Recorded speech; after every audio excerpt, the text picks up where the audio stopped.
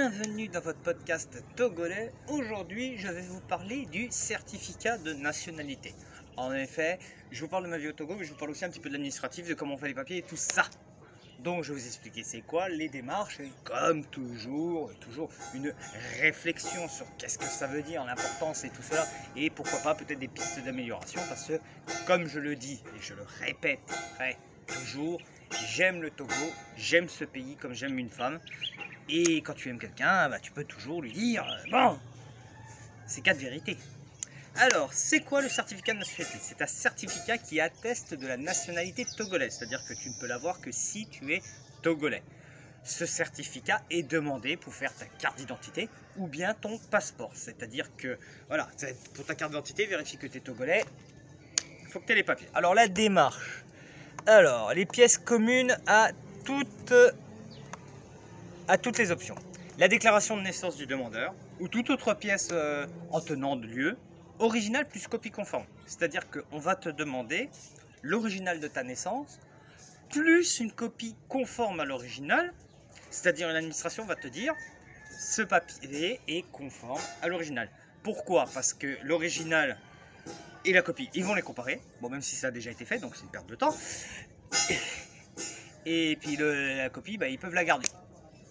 Alors, une photo d'identité. Alors, il y a plusieurs options. Option 1, tu as un père togolais, donc tu sors son certificat de nationalité. Option 2, mère togolaise, tu sors le certificat de nationalité de ta mère, ou même le certificat de nationalité de la mère, du frère ou de la sœur de la même mère. Voilà. Option 3, le mariage, article 5 du Code de la nationalité, certificat de nationalité du mari, original plus copie certifiée conforme, certificat de naissance de l'épouse, original plus copie conforme, certificat de mariage, original plus copie conforme. Option 4, enfant né au Togo, possession d'État, article 1er du Code, déclaration de naissance ou toute autre pièce en tenant lieu du père, de la mère et du demandeur, original plus copie certifiée conforme, jugement de possession d'État, rapport d'enquête sociale, casier judiciaire. Option 5, l'enfant abandonné, droit du sol, article 2 du Code de la nationalité, le rapport d'enquête de la police ou de gendarmerie et le rapport d'enquête sociale.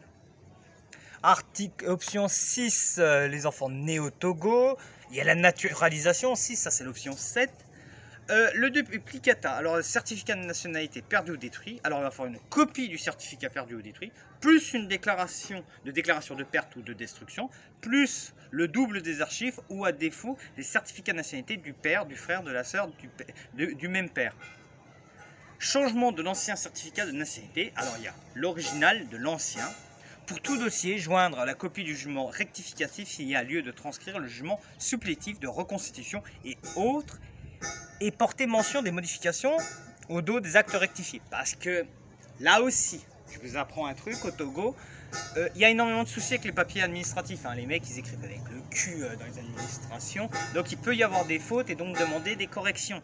Moi qui travaille à l'école, quand on demande des actes de naissance des enfants, souvent on a 3-4 papiers parce que le mec, le père a déclaré l'enfant, mais il a oublié de mettre un nom. Alors la mère, elle a fait une crise parce que oh putain, ouais, mais ce nom-là, c'est important, c'est donné par ma famille, donc il y a un jugement. Puis des fois, il y a des abandons, il y a des remariages. Donc en remariage, des fois, il y a des noms qui volent. Enfin, c'est le bordel pas possible. Donc il y a beaucoup de corrections sur les papiers. Ceux dont les parents n'ont pas de certificat de nationalité togolaise doivent déposer leur dossier au niveau des commissions de leur préfecture d'origine pour les formalités et l'obtention de la nationalité. C'est-à-dire qu'il faut aller dans la préfecture d'origine. Si tu es à Lomé, si tu vis à Lomé pour le travail et tout ça, mais que tu es originaire de la préfecture de Dapaon, c'est-à-dire le nord du Togo, 3 jours de route. Voilà! Les personnes nées à l'étranger et non déclarées dans les ambassades du consulat du Togo doivent transcrire leur acte de naissance à l'état civil étranger de Lomé. La quittance est de 5 000 francs CFA, c'est-à-dire à peu près 8 € pour ceux dont les parents ont déjà un certificat de nationalité et de 15 000 pour ceux qui demandent la nationalité par le certificat d'origine de leur père. Voilà, là je viens de te manger un petit peu l'administration, mais c'est bien aussi parce que ça me permet de te faire découvrir un petit peu comment fonctionne le Togo. J'aime bien ce genre de vidéo parce que tu vas dire putain c'est chiant.